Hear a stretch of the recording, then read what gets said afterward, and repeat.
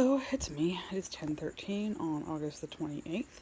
It is 2 days before my wedding anniversary. That falls on Wednesday, obviously. My husband and I will be married 14 years. Been together for 16. Been married for 14 years. And the church is coincidentally having a parents' night out that Friday night. So our anniversary is on Wednesday, but he has to work Wednesday anyway. And so we thought we would go out that night. So we're about finding a babysitter. As parents' night out, they watch all the kids for 3 hours. We can go out to dinner, enjoy ourselves, whatever. I didn't want to get him for our anniversary, but honestly, we don't really exchange gifts very often. He just bought a brand new grill, which is something really that, it was for the family, but honestly, he'll use it way more than I ever will. And I bought a brand new pair of running shoes, so I guess that's kind of our anniversary presents to each other. Although, grill did cost a bit more than my shoes did, just saying.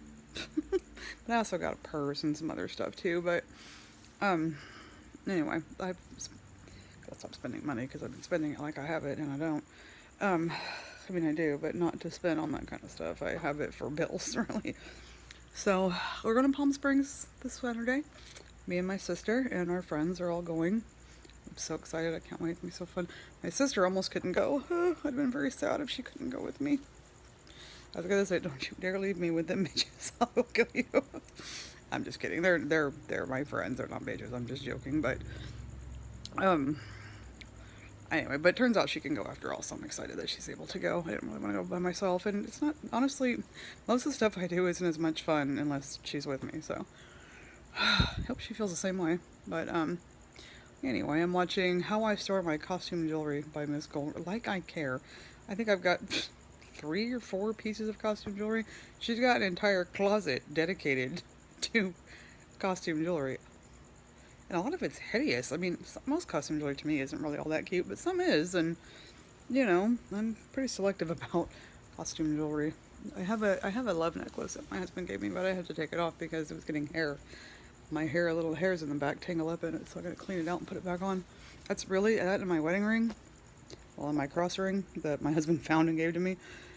That's really all the jewelry I ever wear, and my diamond earrings. That's it. Sometimes, like I said, sometimes I'll throw a necklace on, or a pair of earrings, just something to accentuate some other stuff, but she's got, honestly, it's crazy. She's got, hooks on the walls, and this is in her closet. Her closet, I shouldn't say the closet itself, not dedicated to her jewelry collection, but as well be. Anyway, so, yeah, most of you know, if whoever watches my videos knows I work for an insurance company. And Hurricane Harvey, as we all know, just blew through Texas, or just wiped out Houston. Big time. It's really bad. Really, really bad. It's like up there with Katrina, if not worse. The problem with Katrina was it wasn't, it was a bad hurricane, don't get me wrong, the levees broke. That's where it really went, that's where everything really went south, was the levees broke. But Houston doesn't sit at sea level, or below sea level, like New Orleans did. So, just got an email from Matt for a youth group. I don't know what that's about. I'll check it out in a minute. But anyway, so it's super flooded, and my company always goes overboard and wants to overstaff because they think there's going to be a million calls coming in, a million calls coming in. That hasn't happened yet because people aren't worried about their cars right now. They're worried about their homes, their loved ones, their friends, their family member. That they're not worried about their car. Who's going to work? It's flooded. You can't get to your job. You can't get to your home. Your Geico has an office in Houston. It's closed. They're not expecting anyone to come to work or to work from. They're not expecting anything like that. So what'll happen? This happens every time there's a major catastrophe at Geico. Every time. What will happen? The waters will recede. People will start calling in to file their claims, and they'll just be the regular average people there to answer the phone. Won't need huge staffing, or it'll get super busy, and that's when they'll need the overtime. Happens every time. Happened with Hurricane Sandy. It happened with the last few hurricanes that blew through, and the last tornado that went through, and every time. And the last hurricane last year was nowhere near as bad. Oh, that's my sister's video. Nowhere near as bad as this one. This one's horrible. This is really, really bad. This is really bad. So far, 8 people have died. People are missing. At least I've heard that. People are missing. 8 people have died. Confirmed deaths. It's bad.